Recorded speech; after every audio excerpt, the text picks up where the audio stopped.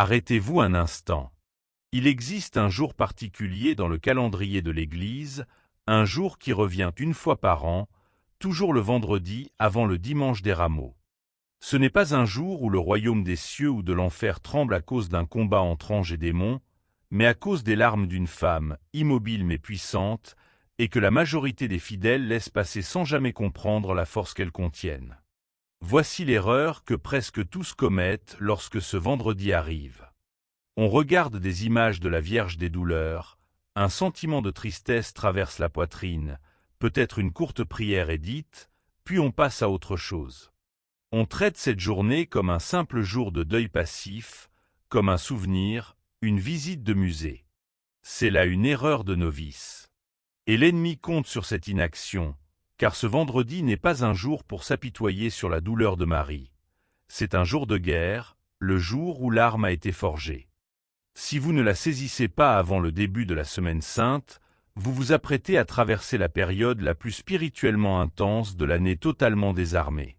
Les plus grands exorcistes de l'histoire de l'Église l'ont compris. Ce que certains saints ont vécu, respiré et enseigné jusqu'au sang. Le diable ne se contente pas de détester les larmes de la Vierge. Il ne peut tout simplement pas les supporter.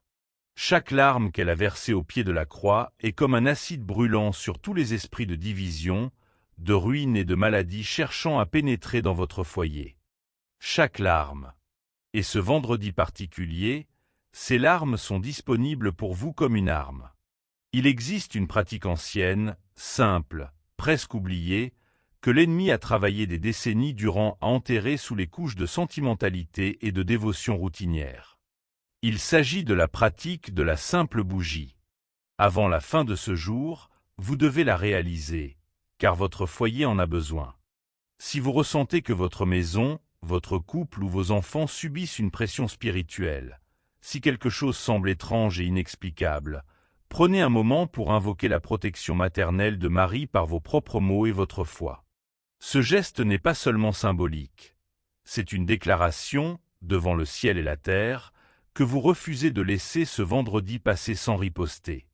Le véritable sens de ce jour dépasse de loin les images pieuses ou les prières récitées machinalement. La plupart des dévotions contemporaines se limitent à cela.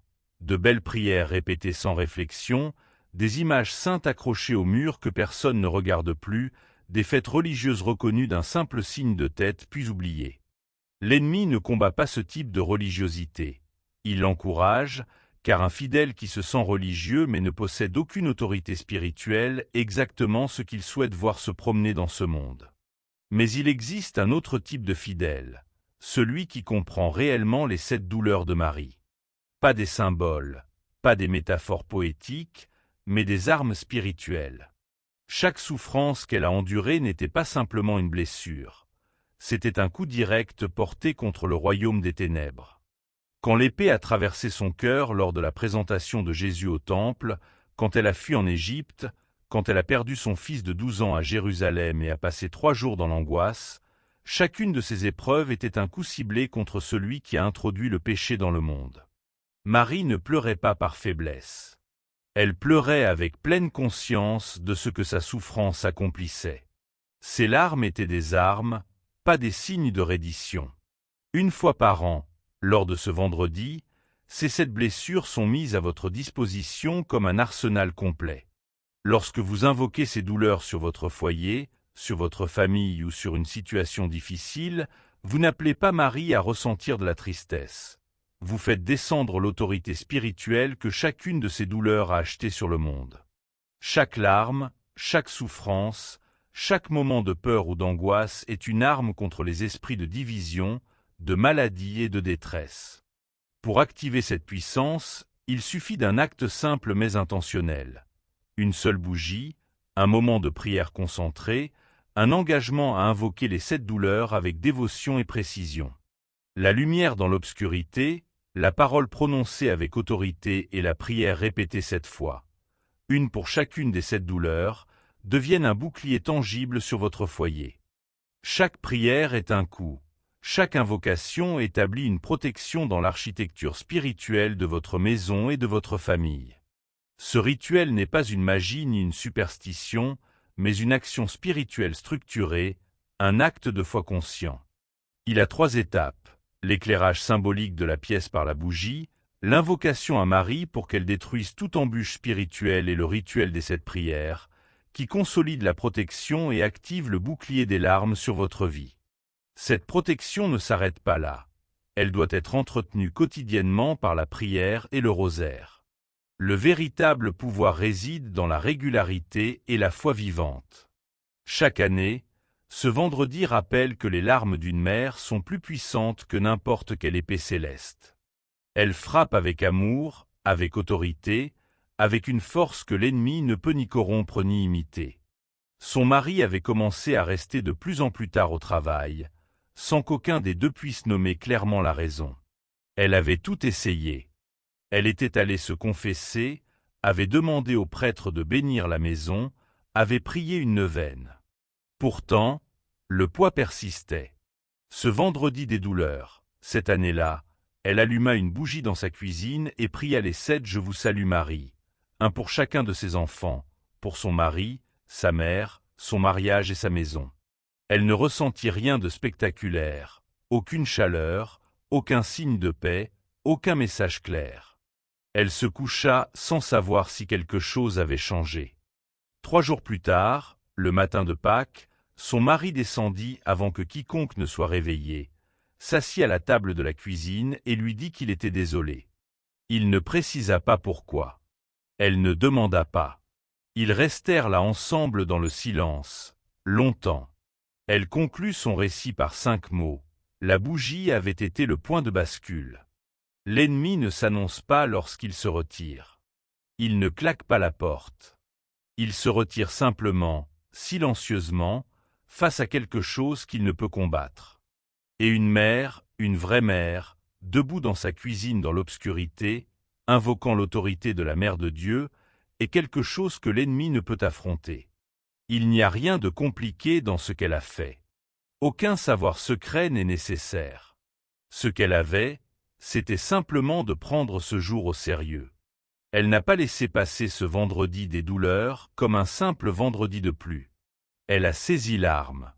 C'est tout ce qui est demandé. L'Église ne célèbre pas la souffrance pour elle-même. C'est une idée fausse qui a tenu de nombreux fidèles à distance de ce type de dévotion. À première vue, cela pourrait sembler une invitation à se complaire dans la douleur, à méditer sur la souffrance jusqu'à s'y perdre. Ce n'est pas ce qui se passe ici. Ce qui se passe est bien plus précis, bien plus dangereux pour l'ennemi. Le principe théologique au cœur du vendredi des douleurs s'appelle la corédemption. Ce n'est pas seulement la rédemption qui appartient au Christ. La corédemption est la participation unique et sans égale de Marie à la souffrance qui a acquis notre liberté. Le pape Jean-Paul II l'a expliqué avec une clarté extraordinaire. La souffrance de Marie au pied de la croix n'était pas accidentelle, pas simplement l'angoisse naturelle d'une mère en deuil.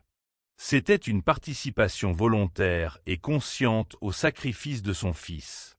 Elle n'a pas seulement regardé, elle a offert. Et ce qui est offert dans l'amour à travers la souffrance pour le bien des âmes est ce que l'ennemi ne peut ni toucher, ni détourner, ni retourner contre vous. Padre Pio l'a compris à un niveau que la plupart des théologiens n'ont fait que lire. Il l'a vécu. Pendant 50 ans, les blessures du Christ saignaient dans ses mains. Il savait ce que cela signifiait de porter une souffrance qui n'était pas accidentelle. Il disait à ses enfants spirituels, dans le silence de la confession au petit matin avant l'arrivée des foules, courez vers ces douleurs. Pas parce que la souffrance est belle, mais parce que ces douleurs avaient déjà gagné. Déjà gagné. Comprenez ce que cela signifie pour les 7 douleurs spécifiques. La première douleur, la prophétie de Siméon, donne autorité sur tout esprit de crainte et d'angoisse anticipée. La deuxième, la fuite en Égypte, sur chaque bouleversement soudain, chaque famille chassée de la stabilité vers l'inconnu.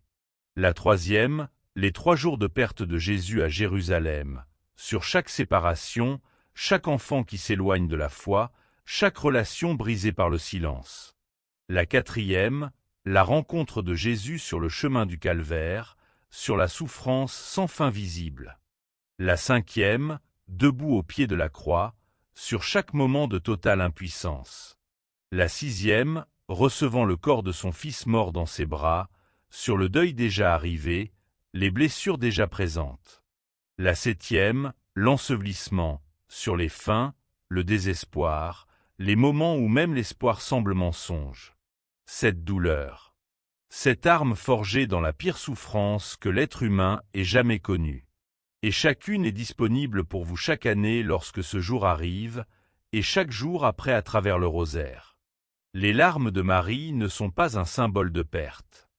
Elles sont un certificat de propriété, un acte de possession sur un territoire que l'ennemi occupe illégalement dans votre vie. Lorsque le vendredi des douleurs frappe à votre porte, cet acte est posé devant vous, saisissez-le. Le rituel que vous avez accompli, la bougie, la déclaration, les 7 Je vous salue Marie, n'est pas la fin. C'est la porte qui s'ouvre. Ce à quoi vous avez accès chaque jour par le rosaire, par les 7 douleurs, par le choix quotidien de rester aux côtés de la femme qui n'a pas quitté son fils, constitue une vie entière de combat spirituel. L'ennemi ne peut pas gagner contre vous. Elle ne s'est pas enfuie. Elle ne fuira pas votre situation non plus. Mais vous devez appeler son nom. Une fois par an, cette fenêtre s'ouvre. Elle s'ouvre le vendredi avant le dimanche des rameaux, silencieusement, sans fanfare, sans que le monde s'en aperçoive. Et elle se referme tout aussi silencieusement à la fin du jour. La plupart des gens passent à côté. Ils ressentent une petite tristesse, disent une courte prière et continuent leur route. Mais certains s'arrêtent. Certains voient ce qui est réellement offert et le saisissent.